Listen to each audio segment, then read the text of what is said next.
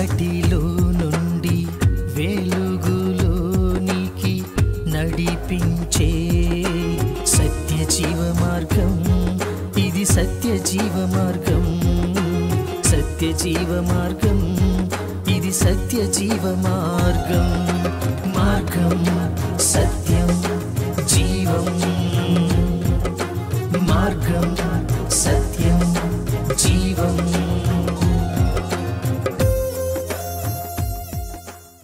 Praise the lord. ప్రభు పేరిట మీ అందరికీ మా వందనములు. సత్యజీవ మార్గం అనే ఈ ఆధ్యాత్మిక కార్యక్రమానికి మీకు అందరికీ మా స్వాగతం. ముందుగా మీ అందరికీ నూతన సంవత్సర శుభాకాంక్షలు. దేవుడు మరి ఒక నూతన సంవత్సరాన్ని మనందరికీ అనుగ్రహించారు, అందుని బట్టి దేవునికి స్తోత్రాలు. అట్లాగే ఈ నూతన సంవత్సరంలో ఎంతోమంది చాలా తీర్మానాలు తీసుకుంటారు. కొంతమంది అయితే చాలా స్ట్రాంగ్గా నిలబడి ఆ తీర్మానాలకు తగ్గట్టుగా నడుచుకుంటారు, కొంతమంది విఫలమైపోతుంటారు. కానీ మనమైతే ఆత్మీయంగా లోతైన ఆత్మీయతలోకి నడిపింపబడాలని ముందుగా దేవుని ప్రార్థించుకోవాలి.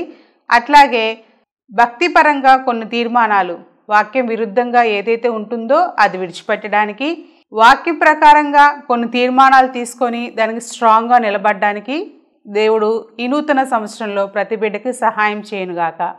నేటి కార్యక్రమంలో వాక్య భాగానికి వెళ్ళబోయే ముందు చిన్న ప్రార్థన చేసుకుందాం. అందరూ కళ్ళు మూసుకొని ప్రార్థనలో ఏకీభవించండి. సర్వశక్తిమంతుడా, సర్వాధికారి, మీకు వందనాలు ప్రభువా, మీకు స్తోత్రాలు నాయనా.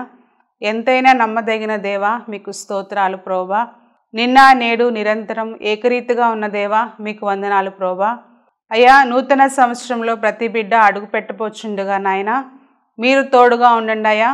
మంచి ఆరోగ్యాలు ప్రతి బిడ్డకు దయచేయండి. అట్లాగే నేటి వాక్య భాగంలో ప్రభువా మీ సేవకుని మీ సిలువ చాటును మరుగుపరచండి అయ్యా. మీ యొక్క ఆత్మీయ జ్ఞానంతో నింపండి దేవా. ఈ యొక్క వాక్య భాగాలు ఎంతమంది అయితే వీక్షిస్తూ ఉన్నారో, ఆలకిస్తూ ఉన్నారో ప్రభువా, వారందరికీ ఒక ఆత్మీయతలో ఒక మెట్టు ఎదగడానికి సహాయం చేయండి ప్రభువా. ప్రతి బిడ్డకి క్షేమాన్ని దయచేయండి, దీర్ఘాయుష్ని దయచేయండి. మీరు ఈ యొక్క కార్యక్రమాల ద్వారా అనేక మందిని మీరు దీవించమని ఈ కొద్ది ప్రార్థన యేసుక్రీస్తు వారి ఉన్నతమైన నామంలో అడిగి వేడుకొనుచున్నాము తండ్రి, ఆమేన్. ప్రియులారా, ప్రభు పేరిట మీ అందరికీ నా హృదయపూర్వక వందనాలు. నిర్గమకాండంలో మనం 15 అధ్యాయాలు పూర్తి చేసుకున్నాం. ఈరోజు 16వ అధ్యాయంలో 7 వచనాలు మనం ధ్యానం చేసుకోబోతూ ఉన్నాం. ఈ 7 వచనాల పాఠ్యాంశానికి నేను ఇస్తున్న టైటిల్, దేవుని నుండి మీరేం ఆశిస్తున్నారు. దేవుని నుంచి చాలా మంది చాలా రకాలుగా ఆశిస్తూ ఉంటారు. అడుగుడి మీకు ఇవ్వబడును అని దేవుని యొక్క వాక్యం మనకు చెప్తుంది కదా. చాలా విషయాలు దేవుని నుంచి ఆశిస్తూ ఉంటాం. సో ఒక్కొక్కరు ఒక్కొక్క రీతిగా ఆశిస్తారు. ఒకరు ఆరోగ్యాన్ని ఆశిస్తారు, ఒకరు ఆశీర్వాదాన్ని ఆశిస్తారు, ఒకరు స్వస్థతను ఆశిస్తారు, ఒకరు విడుదలను ఆశిస్తారు. దేవుని నుంచి రకరకాల విషయాల్లో మనం ఆశిస్తూ ఉంటాం. సో ఈ 7 వచనాలని మనం ధ్యానం చేస్తూ కొన్ని ఆత్మీయ పాఠాలను నేర్చుకోవడానికి ప్రయత్నం చేద్దాం. ఈ నూతన సంవత్సరంలో దేవుడు మనకి నూతనమైన ఆత్మీయ జీవితాన్ని ఇవ్వాలి. లోతైన అనుభవంలోకి మనం నడిపింపబడాలి. ఆ రీతిగా మనం ప్రార్థన చేయాలి, ఆశించాలి. సో 7 వచనాలని ధ్యానం చేసుకోవడానికి ప్రయత్నం చేద్దాం. 16వ అధ్యాయం 1వ వచనం నుంచి చదువుతున్నా. తరువాత ఇశ్రాయేలీల సమాజం అంతయును ఎలీము నుండి ప్రయాణమైపోయి వారు ఐగుప్తు దేశంలో నుండి బయలుదేరిన 2వ నెల 15వ దినమున ఎలీమునకును సీనాయికిని మధ్యనున్న సీను అరణ్యమునకు వచ్చిరి.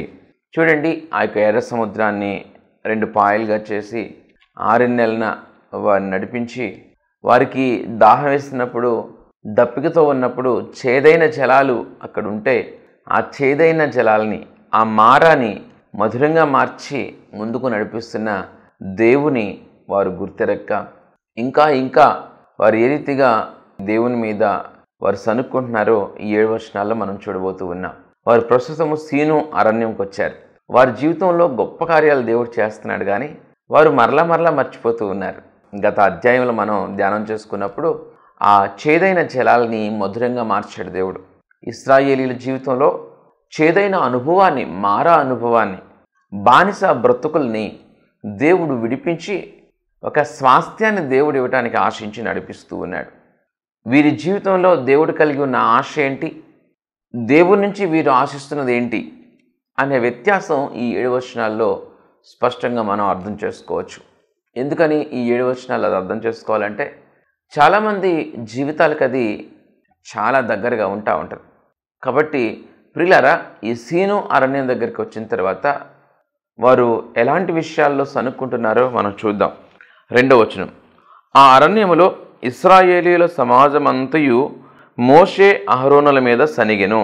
మోషే అహరోనుల మీద ఆ ఇశ్రాయేలీల సమాజం అంతా కూడా సనుగుతుంది. మోషే అహరోనుల మీద సనగాల్సిన అవసరం ఏముంది? మోషే దేవుని చేత ఎన్నుకోబడ్డవాడు. మోషే దేవుని మాటకి విధేయత చూపించి దేవుడు చెప్పినట్లుగా ఈ యొక్క ఇశ్రాయేలీల ప్రజల్ని ఐగుప్తు బానిసత్వం నుంచి విడిపించడానికి బాధ్యత స్వీకరించి దేవుని పనిచేస్తున్న వ్యక్తి. అలాగే మోషేకి సహకారిగా నియమింపబడ్డవాడు అహరోను. మోషే అహరోనుల మీద ఈ ఇశ్రాయేలీలు ఎందుకు సనుక్కోవాలి? మేలు చేయాలని ఎంచిన వారి మీద సనుక్కోవడం ఏంటండి? వీరిని ఆ బానిసత్వం నుంచి విడిపించాలని పూనుకున్న వారి మీద సనుక్కోవడం ఏంటి? సాధారణంగా ఈ సమాజంలో కనిపిస్తూ ఉంటుంది. కొంతమంది సేవకుల మీద సనుక్కుంటూ ఉంటారు, కొంతమంది దేవుని మీద సనుక్కుంటూ ఉంటారు. రకరకాల సేవకులు ఈ సమాజంలో ఉండుండొచ్చు. నువ్వే మనసుతో ఉంటావో దాన్ని బట్టి దేవుని యొక్క కృప నీకు దొరుకుతుందని నువ్వు ఆశించు. సో సనుగుడు అనేది మనకు మంచిది కానే కాదు. సో ఈ మోషే అహరోనుల మీద సనుక్కున్నారు, అలాగే వారు దేవుని మీద కూడా సనుక్కుంటూ ఉన్నారు. ఏంటి ఆ సనుగుడికి కారణం? అసలు ఏంటి, వారు ఏం ఆశించి సనుక్కుంటున్నారు అనేది మనం చూస్తే చాలా ఆశ్చర్యపోతాం. చూడండి, ఇశ్రాయేలీలు మేము మాంసము వండుకును కుండల యొద్ద కూర్చుండి తృప్తిగా ఆహారం తిన్నప్పుడు యెహోవా చేతి వలన ఏల చావకపోతిమి? ఈ సర్వ సమాజమును ఆకలి చేత చంపుటకు ఈ అరణ్యములోనికి మమ్మల్ని అక్కడ నుండి తోడుకుని వచ్చితిరని వారితో అనగా ఏమంటున్నారండి? మాంసం వండుకున్న కుండల దగ్గర కూర్చుండి తృప్తిగా వాటిని తింటున్నప్పుడు అక్కడే మమ్మల్ని యెహోవా చంపేస్తే బాగుండు కదా. అక్కడ చంపుకోకుండా ఆకలితో చంపడానిక ఈ సీను అరణ్యంలోనికి, ఈ ఐగుప్తు నుంచి విడిపించి మమ్మల్ని ఇలా నడిపిస్తున్నది అంటే తిండి కోసం వారు చనుగుతున్నారు. తిండి అక్కడ తక్కువైంది, వారికి మాంసము వారికి దొరకక వారు సనుగుతున్నారు అనేది మనకి స్పష్టంగా అర్థమవుతూ ఉంటుంది. వాస్తవంగా దేవుని ఉద్దేశం ఏమై ఉంది? దేవుని ప్రణాళిక ఏమై ఉంది? వారిని ఆ బానిసత్వం నుంచి విడిపించి వారికంటూ ఒక స్వాస్థ్యం లేకుండా బ్రతుకుతున్నారు. వారికి స్వాస్థ్యాన్ని ఇవ్వాలి. పచ్చగా కళకళలాడి సస్యశ్యామలంతో నింపబడి సమృద్ధితో ఉన్న ఆ యొక్క దేశాన్ని వారికి స్వాస్థ్యంగా ఇవ్వాలని దేవుడు ఆశపడి వారిని విడిపించడానికి నాయకుని ఎన్నుకుని నాయకునికి సహకారాలను ఏర్పాటు చేసి ఇంత ప్రణాళిక చేసి వారి పట్ల అపారమైన కృప కలిగి ప్రేమ కలిగి దేవుడు అలాంటి కార్యాన్ని తలపెట్టడం ఏంటి? అలాంటి ప్రణాళికల్లో నడిపింపబడుతూ విడిపింపబడుతూ దేవుని యొక్క మార్గంలో ఉంటూనే దేవుని మీద తిండి కోసం సనుక్కుంటున్న ఈ ఇశ్రాయేలీలను మనం చూస్తూ ఉన్నాం. ప్రియులరా, విశ్వాసుల జీవితాల్లో ఇలాంటి పరిస్థితి ఎక్కువగా కనిపిస్తూ ఉంటుంది. ఏదో విషయాలను ఆశిస్తూ ఉంటారు దేవుని నుంచి, వాటికే వారు పరిమితమైపోతూ ఉంటారు. గురిని వారు చూడలేని పరిస్థితుల్లో ఉంటారు. దేవుని యొక్క ప్రణాళికనంతటినీ పూర్తిగా అర్థం చేసుకోలేని పరిస్థితుల్లో బ్రతుకుతూ ఉంటారు. ప్రియులరా, ఇశ్రాయేలీల జీవితంలో ఈ సనుగుడిని బట్టి ఏమైందో మనకు తెలుసు. వారి గమ్యాన్ని చేరక మునిపే వారు కూలిపోయారు, దేవుని ఉగ్రతకు లోనయ్యారు. వారి స్వకీయ దురాశను బట్టి వారు ఏరవబడ్డారు, నశించిపోయారు. ప్రియులరా, దేవుని మీద మనం ఆనుకోవాల్సిన అవసరం ఉంది. దేవుని నుండి నువ్వేం ఆశిస్తున్నావు? అడుగుడి మీకు ఇవ్వబడని దేవుడు చెప్పాడు కదా. ప్రతి క్షణం కూడా ఇహపరమైన విషయాల నిమిత్తమే ఎక్కువగా ఆలోచిస్తూ, ప్రభువా నా వ్యాపారాన్ని దీవించు, ప్రభువా నా పొలాలను దీవించు, ప్రభువా నా చెరువులను దీవించు, ప్రభువా నాకు ఆరోగ్యం ఇవ్వు, ప్రభువా నా బిడ్డలను దీవించు, ప్రభువా నా బిడ్డలకు చదివివ్వు, ప్రభువా నాకు ఐశ్వర్యం ఇవ్వు, ప్రభువా నాకు ఘనత ఇవ్వు. ఈ రీతిగా ఈ విషయాల మీదే మన ఆశ కలిగి ఈ విషయాలనే ఎక్కువగా విలువైనవిగా ఎంచి, ఇవే ప్రాముఖ్యమైనవిగా ఎంచి అసలు సిసలైన స్వాస్థ్యాన్ని కోల్పోతే, అసలు సిసలైన గమ్యాన్ని చేరకపోతే ఎంత ప్రమాదం. ఏమి ఆశించి ఏమి కోల్పోతున్నాం అనేది గమనించాలి. మీరేం ఆశించి ఏమి కోల్పోతున్నారో తెలుసా? ప్రియులారా, చాలా జాగ్రత్త కలిగిన భక్తి మనకు అవసరం. మనం నిర్లక్ష్య ధోరణిలో ఉంటూ భక్తి చేస్తూ ఉంటే గమ్యాన్ని కోల్పోయే ప్రమాదం ఉంది. కాబట్టి మన యొక్క భక్తి జీవితంలో మెలకువ కలిగి జీవించాల్సిన అవసరత ఉంది. ఇక్కడ ఇశ్రాయేలీలు సనుక్కుంటున్నట్లుగా చాలామంది ఇహపరమైన విషయాల కొరకే దేవుణ్ణి ప్రార్థిస్తూ అవి ఆలస్యమవుతున్నప్పుడు దేవుని మీద సనుక్కుంటూ పడిపోతూ లోకంలో కలిసిపోతూ ఈ రీతిగా ప్రియులరా సరి అయిన ప్రాముఖ్యమైన విషయాన్ని వారు మరుస్తున్నట్లుగా మనం చూస్తూ ఉన్నాం. మత్తయి సువార్త 7వ అధ్యాయం 13వ వచనం నుంచి మనం చూసినట్లయితే, ఇరుకు ద్వారమున ప్రవేశించుడి, నాశనమునకు పోవు ద్వారము వెడల్పును, ఆ దారి విశాలమునై ఉన్నది, దాని ద్వారా ప్రవేశించువారు అనేకులు. జీవమునకు పోవు ద్వారము ఇరుకును, ఆ దారి సంకుచితమునై ఉన్నది, దాన్ని కనుగొను వారు కొందరే. ప్రియులరా, విశాలమైన మార్గాన్ని ఎంచుకునే విశ్వాసులు ఈ సమాజంలో ఎంతోమంది కనిపిస్తున్నారు. విశాలమైన మార్గాన్ని, నేను ప్రభువుని అంగీకరింపని, ప్రభువుని ఎరగని అన్యజనుల గురించి నేను మాట్లాడటం లేదు, కానీ ప్రభువుని ఎరిగి రక్షింపబడి సంఘముతో సహవాసం కలిగి విశ్వాసులుగా చలామణి అవుతున్న వారు చాలామంది విశాల మార్గంలో లేరు. విశాల మార్గంలో వారికి ఇష్టానుసారంగా వారు ప్రవర్తిస్తూ, వారికి నచ్చింది చేస్తూ, వారి సొంత పద్ధతులను కల్పించుకుని వారి వ్యాపారాల్లో, వారి ఉద్యోగాల్లో, వారి వ్యక్తిగత జీవితాల్లో ఏమాత్రం కూడా దేవుని భయం లేకోకుండా జీవిస్తున్న వారు ఈ లోకంలో ఎంతోమంది ఉన్నారు. వారు ఈ లోకంలో విషయాలనే ఎక్కువ ఆశిస్తున్నారు.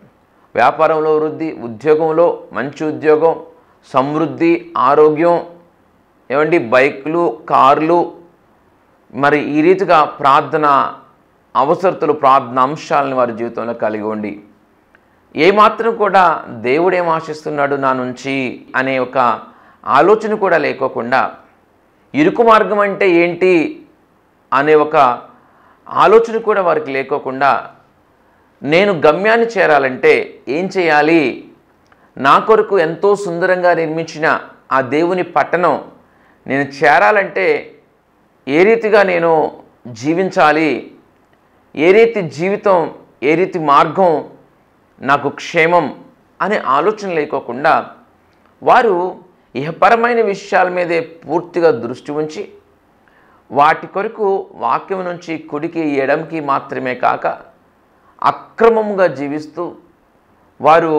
వారికి కావలసినవి ఈ లోకంలో ఉన్నవే అన్నట్లుగా, వారికి ముఖ్యం డబ్బే అన్నట్లుగా, వారికి ముఖ్యం వ్యాపారమే అన్నట్లుగా, వారికి ముఖ్యం ఉద్యోగమే అన్నట్లుగా రకరకాలుగా జీవిస్తూ చట్ట వ్యతిరేకమైనవి వారు తలబెడుతూ అవి పెద్ద పాపాలుగా, అవి పెద్ద అక్రమాలుగా ఎంచక అవి సాధారణమే అనే ఒక భ్రమలో బ్రతుకుతున్న వారు ఎంతోమంది ఉన్నారు.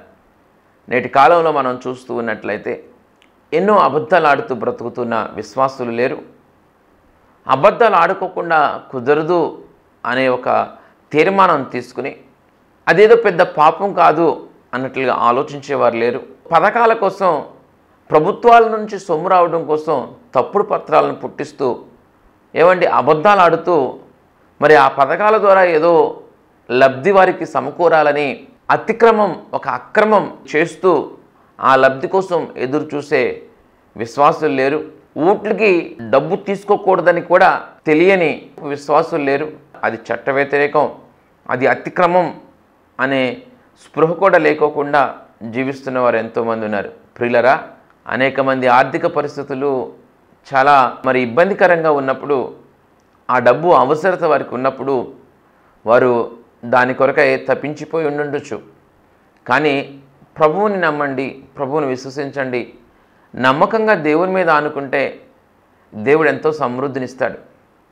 కొంచెంలో నమ్మకంగా మనం ఉన్నప్పుడు మనల్ని ఎంతగానో హెచ్చిస్తూ ఉంటాడు.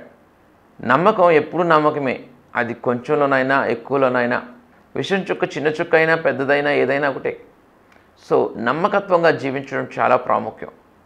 మనం విశాలమైన మార్గంలో జీవిస్తూ, మనకు నచ్చినట్లు మనం జీవిస్తూ, మనకు నచ్చింది చేస్తూ, ఏమంటే డబ్బు కోసం ఏదైనా చేసేస్తూ, లేకపోతే మనం ఈ లోకంలో మేడల మిద్దెలు సంపాదించడం కోసం ఏదైనా చేసేస్తూ, సంతోషం కోసం ఏదైనా చేసేస్తూ, మనం విశాలమైన మార్గంలో ఉంటూ నేను గమ్యాన్ని చేరతాను, నేను పరలోకాన్ని చేరతాను అనుకోవడం భ్రమండి.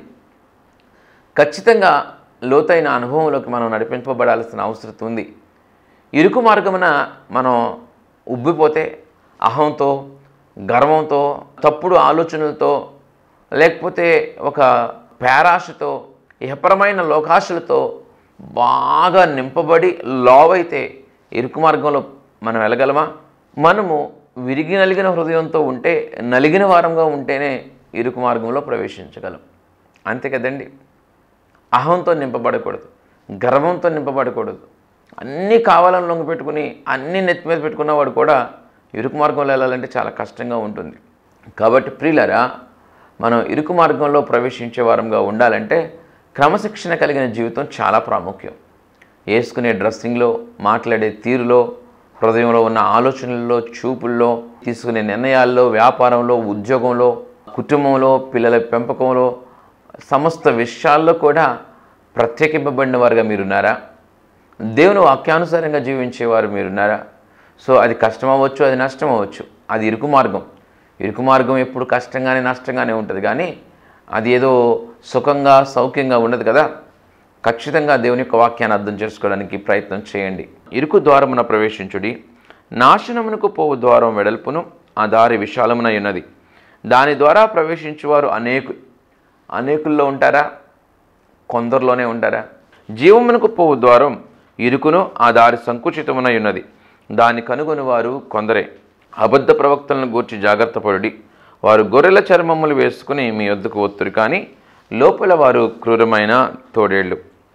21వ వచనం, ప్రభువా ప్రభువా అని నన్ను పిలుచు ప్రతివాడును పరలోక రాజ్యంలో ప్రవేశింపుడు, కానీ పరలోకమందున్న నా తండ్రి చిత్త ప్రకారం చేయువాడే పరలోక రాజ్యంలో ప్రవేశించును. సో ఈ వాక్య భాగాలను బట్టి మనకు ఏమర్థం అవుతుందంటే, ఇరుకు ద్వారమున ప్రవేశించిన వాడు గమ్యాన్ని చేరగలుగుతాడు. సో ఇరుకు ద్వారమున ప్రవేశించిన వాడు ఆ యొక్క దేవుని పట్టణాన్ని స్వతంత్రించుకోగలుగుతాడు, స్వాస్థ్యంగా పొందుకోగలుగుతాడు అని మనకు అర్థమవుతుంది. కాబట్టి ఇహపరమైన విషయాల మీదే బాగా ఆశపడి వాటి మీదే మనసు ఉంచుకుని అసలు శిస్తులైన ఆత్మీయ జీవితాన్ని, అసలు శిస్తులైన వాక్యానుసారమైన జీవితాన్ని, దేవుడు ఏం ఆశిస్తున్నాడు అనేది మర్చిపోయి మన ఆశలే దేవుని మీద రుద్దుతూ మనం బ్రతికే వారంగా ఉంటే ఎప్పుడు మనం ఆ యొక్క నిత్యత్వానికి వారసులంగా మారుతాం. ప్రియులరా, ఈ యొక్క ఇశ్రాయేలీలు సనుక్కున్నట్లుగా వారి శరీరానికి కావలసిన మాంసం కొరకు మాంసాహారం లేదని వారు సనుక్కున్నట్లుగా మరి ఈ లోకంలో ఏదో విషయాలను ఆశించి సనుక్కునే వారంగా మనం ఉండకూడదు. కానీ సో దేవుడు మనకు స్వాస్థ్యంగా ఇస్తానన్న ఆ పట్టణం మనం పొందేటట్లుగా ఉండాలి. ఇలా సనుక్కున్న వారందరూ మధ్యలో రాలిపోయినట్లుగా మనకు తెలుసు కదా. వారు గమ్యానికి చేరలేకపోయారు, వారు దేవుడు ఇవ్వాలనుకున్న స్వాస్థ్యాన్ని పొందలేకపోయారు. దేవుని ఉద్దేశాలు మన పట్ల ఎంతో అపారంగా ఉన్నాయి. ఆయన ప్రేమ ఎంతో అపారమైంది, ఆయన కృప ఎంతో అపారమైంది. దేవుని ప్రణాళికలను విడిచిపెట్టి మన ఆలోచన ప్రకారం మనం పరిగెత్తడం, దేవుని ఆలోచనలు అవి ఏదో కష్టంగా ఉన్నాయని, నష్టంగా ఉన్నాయని, అది ఇరుగ్గా ఉందని వాటిని విడిచిపెట్టి మన స్వబుద్ధిని ఆధారంగా చేసుకుని మనం వెళ్ళటం, దేవుని మీద సనుక్కోవడం, సేవకుల మీద సనుక్కోవటం, అది క్షేమం కానే కాదు. ఇశ్రాయేలీయులు రాలిపోయినట్లుగా రాలిపోయే దుర్భర పరిస్థితి ఎవరు కోరుకుంటారు? అలా ఎవరు కోరుకోరు కదా. చూడండి 3వ వచనం, ఇశ్రాయేలీయులు మేము మాంసము వండుకొని కుండల యొద్ద కూర్చుండి తృప్తిగా ఆహారం తినినప్పుడు యెహోవా చేతి వలన ఏల చావకపోతిమి, ఈ సర్వ సమాజమును ఆకలి చేత చంపుటకు ఈ అరణ్యములోనికి మమ్మను అక్కడ నుండి తోరికిని వచ్చిదరని వారితోననగా, యెహోవా మోషేను చూచి, ఇదిగో నేను ఆకాశము నుండి మీ కొరకు ఆహారమును కురిపించెదను, వారు నా ధర్మశాస్త్రము అనుసరించి నడుతురో లేదో అని నేను వారిని పరీక్షించినట్లు ఈ ప్రజలు వెళ్ళి ఏనాటి బత్తి ఆనాడే కూర్చుకొనవలెను, మరియు 6వ దినమున వారు తెచ్చుకొని దానిని సిద్ధపరచుకొనవలెను, వారు దినదినమున కూర్చుకొని దానికంటే అది రెండంతలై ఉండవలెనను. అప్పుడు మోషే అహరోనులు ఇశ్రాయేలీలందరితో యెహోవా ఐగుప్తు దేశము నుండి మిమ్మల్ని బయటికి రప్పించినని సాయంకాలమందు మీకు తెలియబడును. యెహోవా మీద మీరు సనిగిన సనుగులను ఆయన వినుచున్నాడు. ఉదయమున మీరు యెహోవా మహిమను చూచెదురు. మేము ఏ పాటి వారము, మా మీద సనుగునేలా అనిది. చూడండి, మోషే అహరోనులు ఎంత ఓర్పుతో ఉన్నారు. మా మీద సనుగుతున్నారు ఏంటండి మీరు? మా మీద సనగనేలా? మీ సనుగుళ్ళు దేవుడిన్నాడు. మీరు మాంసాన్ని ఆశిస్తున్నారుగా, మీరు దేవుని మహిమను చూస్తారు, దేవుడు మీకు ఇవ్వాలనుకుంటున్నాడు అని చెప్పి వారు ఎంతో ఓర్పుతో సహనంతో మరి ఆ ఇశ్రాయేలీలకి వారు చెప్తున్నట్లుగా మనం చూసాం. ఈ 7 వచనాలను ఈరోజు చూసాం. ప్రియులారా, సనుక్కుంటా ఉంటున్నారేమో, ఒకవేళ దేవుని నుంచి ఏదో ఆశిస్తున్నారేమో. దేవుని నుంచి ఏం ఆశిస్తున్నారు మీరు? ఒక స్వస్థతలు వస్తే సరిపోద్దా? ఏమండి, ఒక వ్యాపారం మంచిగా వృద్ధి చెంది మరి బిల్డింగులు కొనుక్కుంటే సరిపోద్దా? లేకపోతే మంచి ఉద్యోగం అంతా సరిపోద్దా? మంచిగా మీ పిల్లలు చదివితే సరిపోద్దా? ఒకవేళ ఎన్ని ఉండి పరలోకాన్ని కోల్పోతే, ఇవన్నీ మనం ఎంతో ఆస్తి సమకూర్చుకుని ఆరోగ్యంగా ఉండి 100 సంవత్సరాలు బ్రతికి పరలోకం చేరకపోతే, సో ఏది ముఖ్యమో, ఏది ప్రాముఖ్యమో, ఏది మాన్యమైందో, ఏది కోరుకోవాలో మనకు తెలియాలండి. ఖచ్చితంగా ప్రియులరా, ఆ రీతిగా దేవుని ఎడల ఆశ కలిగి ఉందాం. ఖచ్చితంగా దేవుడు మనల్ని దీవిస్తాడు. ఈ నూతన సంవత్సరంలో నూతనమైన లోతైన భక్తి అనుభవంలోకి మనం నడిపింపబడాలని దేవుడు మనందరికీ సహాయం చేయాలని దేవుని ప్రార్థిస్తున్నాను. దేవుడు మనందరిని దీవించును గాక. ఆమేన్. ప్రియులరా, దేవుని పేరిట మరొకసారి మీ అందరికీ వందనాలు. సో ఈరోజు ప్రార్థన అంశం మన ఆత్మీయ జీవితాల్లో లోతైన అనుభవం కొరకు ప్రార్థన చేసుకుందాం. అలాగే సేవా పరిచర్యలో వాక్యానుసారమైన పద్ధతుల కొరకై దేవుడు సహాయం చేయనట్లుగా ప్రార్థన చేద్దాం. ఎందుకంటే ఎన్నో రకాల భారభరితమైన సేవలు ఎంతోమంది సేవకులు చేశారు కాబట్టి ఈరోజు మనందరం కూడా దేవుని తెలుసుకోగలిగాం. ఇలాంటి సేవలు మునుముందు కూడా జరగాలి. అనేక మంది సేవకులు యథార్థంగా దేవుని పరిచయం చేయనట్లుగా ముందుకు రావాలి. మరి అనేక సేవకుల్లో ఉంటున్న కొన్ని లోకపరమైన ఆశలు కూడా అవి తొలగిపోవాలి. దైవ సంబంధమైన ఆత్మచేత వారు నింపబడాలని ప్రార్థన చేసుకుందాం. మహాగణుడు పరిశుద్ధుడైన మా ప్రభువా, మీకు స్తుతులు స్తోత్రములు చెల్లిస్తూ ఉన్నా. ఎదుగు నాయనా, నా తండ్రి, అనేక మంది నా ప్రభువా ఈ లోకంలో మిమ్మల్ని తెలుసుకున్నారు. అయా, మిమ్మల్ని వెంబడించాలని తీర్మానం తీసుకున్నారు. మీకు వందనాలు నా ప్రభువా. మీరు చూపించిన కృపను బట్టి వందనాలు చెల్లిస్తూ ఉన్నా. ఎదుగు నాయనా, ప్రతి ఒక్క విశ్వాసి కూడా వారు ఏ సంఘంలో, ఏ ప్రాంతంలో, ఎక్కడ ఉంటున్నప్పటికీ నాయన, ఎదుగో నాయన, వారు నా ప్రభువా ఇరుకు ద్వారమున ప్రవేశించడానికి మక్కువ కలిగి ఆశ కలిగి ఉండటానికి సహాయం దయచేయండి. విశాలమైన మార్గం నాశనానికి నడిపిస్తుంది. ఇదిగో నా ప్రభువా, నాయన వాక్యానుసారమైన జీవితం కొంచెం ఇరుకుగా ఉండొచ్చేమో, కానీ నా ప్రభువా అది మమ్మల్ని నా ప్రభువా నిత్యత్వం వైపు నడిపిస్తుందని, అది మమ్మల్ని క్షేమకరమైన గమ్యానికి చేరుస్తుందని మీ వాక్యం చెబుతూ ఉండగా మీ కృపంతటిని బట్టి వందనాలు చెల్లిస్తూ ఉన్నాం. ఇదిగో నాయన, బిడ్డలను దర్శించండి నా ప్రభువా. ఇదిగో నా ప్రభువా, ఆ యొక్క ఇరుకు మార్గంలో ప్రవేశించే ఆత్మీయ స్థితి, పరిణితి మీరు ఇవ్వండి నా ప్రభువా. దాని విలువను గుర్తెరిగి ముందు కొనసాగడానికి సహాయం దయచేయండి. ఎప్పటికీ కూడా ఈ లోకం కొరకే ఆశించే వారంగా కాక, ఎప్పటికీ కూడా ఈ లోకంలో మా అవసరాలు, మా ఆరోగ్యాలు, మా వ్యాపారాలు, మా ఉద్యోగాలు, మా పిల్లలు, వీటి గురించే ఆలోచించే వారంగా కాక, మా వ్యక్తిగత భక్తి జీవితం ఎలాగుంది అని ఆలోచించుకునే కృప ప్రతి బిడ్డకి మీరు ఇవ్వండి నా ప్రభువా. ఎదుగో నాయనా, ఎదుగో నా తండ్రి, మొదట మీ రాజ్యాన్ని, మీ నీతిని వెతకాలని మీరు ఎంతో స్పష్టంగా అనేక సందర్భాల్లో బోధిస్తూ ఉండగా నాయన, అయా మీ నీతిని, మీ రాజ్యాన్ని వెతికేవారుగా, మీ వాక్యానుసారంగా బ్రతికేవారుగా ఉండటానికి అయా ఆశ కలిగి నా ప్రభు ముందడుగు వేసే కృప మీరు ఇవ్వడం నా ప్రభా. ఎదుగో నా ప్రభా, దర్శన భాగాలు ఇవ్వటం, ఎదుగో నాయన చర్చికి వెళ్ళటం, పాటలు పాడటం, ఇదే భక్తి అనుకునే భ్రమలో చాలామంది ఉంటూ ఉండగా నాయన, వ్యక్తిగత జీవితం ఎంత ప్రాముఖ్యమో గుర్తెరగడానికి సహాయం దయచేయండి. వారి కుటుంబాల్లో సాక్ష్యం కలిగి ఉండటం ఎంత ప్రాముఖ్యమో, వారి వ్యాపారాల్లో, వారి ఉద్యోగాల్లో సాక్ష్యం కలిగి ఉండటం ఎంత ప్రాముఖ్యమో, అయా ఆత్మఫలాలు ఫలించడం ఎంత ప్రాముఖ్యమో అయా గుర్తెరగడానికి మీ సహాయం దయచేయండి నా ప్రభా. అయా మీరు సహాయం చేయండి నాయన. అయా మీ కృప తోడుగా ఉంచండి నా ప్రభా. అయా కనికరించండి నా ప్రభా. ఈ లోకంలో ఎన్నో ఈవులను పొందుకున్నవారు, ఇదిగో నాయన భాషలు మాట్లాడిన వారు, ఆయా స్వస్థతలు చేసిన వారు నా ప్రభా, ఆయా అద్భుత కార్యములు చేసిన వారు, ఆయా దయ్యాలను వెళ్ళగొట్టిన వారు అందరూ నాయన మీ పేరట చేశారు. ఇదిగో కానీ ఇదిగో నాయన అస్సలు శిశులైన స్వాస్థ్యాన్ని వారు కోల్పోయారు నా ప్రభా. అయ్యా అలాంటి నా ప్రభు దుర్భరమైన పరిస్థితి ఎవరికి వద్దు నా ప్రభా. ఇదిగో నాయన ఆ ఇరుకు ద్వారమున ప్రవేశించే కొందరిలో అయ్యా ప్రతి బిడ్డ ఉన్నట్లుగా మీ సహాయం దయచేయండి అయ్యా. ఇదిగో నా ప్రభా, ఈ మాటలు విని ఈ యొక్క ప్రార్థనలో పాలు పంపులు పొందుతున్న ప్రతి బిడ్డని మీరు దర్శించండి నా ప్రభా. ఆయా ఇరుకు ద్వారమున ప్రవేశించడానికి మీ సహాయం దయచేయండి. ఆయా వాక్యానుసారమైన ఒక జీవిత విధానాన్ని అవలంబించడానికి, ఒక జీవితాన్ని వారు జీవించి మీకు మహిమ తేవడానికి మీరు కృప చూపించండి నా ప్రభా. ఆయా సేవా విధానాల్లో కూడా నాయన మీ సహాయాన్ని దయచేయండి. ఇదిగో ఎక్కడ కూడా అపవాది నాయన ఇదిగో నా తన సేవా పరిచర్యల్లో ఇదిగో నా ప్రభా గలిబిలు చేసినప్పుడు నా ప్రభా వాడి యొక్క ప్రలోభాలకి లొంగిపోయే స్థితిలో ఏ సేవకుని ఉంచొద్దు నా ప్రభా. ఇదిగో నాయన నా ప్రభా, ఇదిగో నా తండ్రి తోడేళ్ళు గొర్రె చర్మంలో వస్తాయని మీ వాక్యం చెబుతుంది నా ప్రభా. ఇదిగో నాయన అలాంటి తోడేళ్లకు ఏ విశ్వాసి బలి కాకున్నట్లు మీ సహాయం దయచేయండి నాయన. అలాంటి మనసు చేత నింపబడిన వారు ఇదిగో నాయన ఉంటే వారిని మీరు తాకండి నాయన. సౌలుని పౌలుగా మార్చిన దేవుడు కదా, ఆయా వారి జీవితాల్లో ఉన్న వారి పరిచర్య విధానాల్లో ఉన్న లోటుపాట్లు మీరు సరిచేసి ఆయా వారి సంఘాల్లో ఉన్న ప్రతి బిడ్డ ఇదిగో నిత్యత్వాన్ని పరలోకాన్ని పొందుకోవడానికి ఆయా మీరు మా కొరకు నిర్మించిన పరలోకాన్ని ఆ యొక్క మహాపట్టణాన్ని సౌందర్యమైన పట్టణాన్ని స్వతంత్రించుకోవడానికి అయా మీరు ఆ యొక్క పరిచర్యల్లో ఆ యొక్క సేవల్లో ఇదిగో నన్ను మీరు కార్యాలు చేయండి నా ప్రభా. ప్రతిదీ మీకు అనుకూలంగా మారడానికి సహాయం దయచేయండి.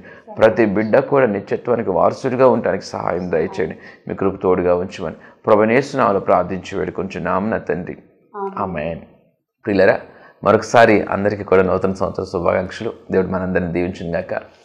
ఆమేన్. వర్తమానాలు ప్రతి ఆదివారం ఉదయం 7:30 గంటలకి, ప్రతి ఆదివారం సాయంత్రం 7:30 గంటలకి మీ అభిమాన ప్రవచన టెలివిజన్లో ప్రసారం అవుతున్నాయి. తప్పగా చూడండి. అలాగే యూట్యూబ్ ఛానల్ జోసఫ్ సుశీల్ని సబ్స్క్రైబ్ చేసుకోండి. మరి ఇతరులు కూడా ఆ ఛానల్ని సబ్స్క్రైబ్ చేసుకునే విషయంలో మీ పాత్ర మీరు పోషించండి. ఎందుకంటే దేవుని పనిలో అందరం జత పని వారము. మరి అట్టి పని మనం చేసినట్లయితే ఆ పని ద్వారా కూడా దీవెన మనకు వస్తూ ఉంది. అందరికీ కూడా సువార్తను వ్యాప్తి చెందించాల్సిన బాధ్యత ఉంది. మరి మీరు శిష్యులుగా తయారై ఇతరులను కూడా శిష్యులుగా తయారు చేయమని దేవుడు చెప్తూ ఉన్నాడు. సువార్త పనిలో మీరు కూడా పాలిభాగస్తులగినట్లుగా జోసఫ్ సుశీల్ అనే యూట్యూబ్ ఛానల్ని మీరు సబ్స్క్రైబ్ చేసుకోండి. ఇతరులకి షేర్ చేయండి. మీ స్నేహితులు, బంధువులు కూడా దాన్ని సబ్స్క్రైబ్ చేసుకుని ఈ విలువైన వర్తమానాలు, వారు దేవుని మాటలు విలువైనవండి, దేవుని జ్ఞానం విలువైనది. ఆ జ్ఞానంతో మన హృదయం నింపబడినప్పుడు మన జీవితాలు ఆశీర్వదింపబడతాయి. కాబట్టి ఈ వర్తమానాలు వారు కూడా విన్నట్లుగా షేర్ చేయండి. ప్రియులారా, దేవుడు మనందరినీ దీవించును గాక. ఆమేన్. మీ అందరికీ నా హృదయపూర్వక వందనాలు.